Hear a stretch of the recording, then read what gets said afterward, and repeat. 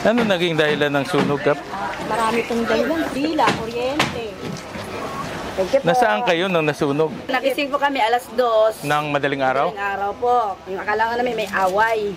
Yung pala, sunog na. Pagpunta namin doon, kunting apoy pa naman. Hindi namin nakalain. Ang hirap pa naman makapasok bumbero Yun na nga dito. po, ang inano po talaga namin. Imposible na Magpupunta ito. kami sa grabe po talaga. Nagsabay. Sabay. Sabay-sabay po. Ilang pamilya dito? Ilang pamilya na apektuhan? 900? Ang laki, oh. Pinaka-corner na po yun namin po yan. Ito. Opo, dead end po yan. Ayan. Kasi ito pong kabila, ibang barangay na po. Kaninong lupa to? Government po. Government, no?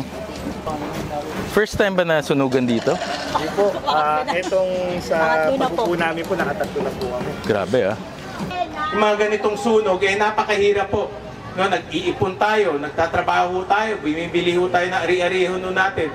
Sa isang iglap, ubos ka agad sa sunog, di ba ho?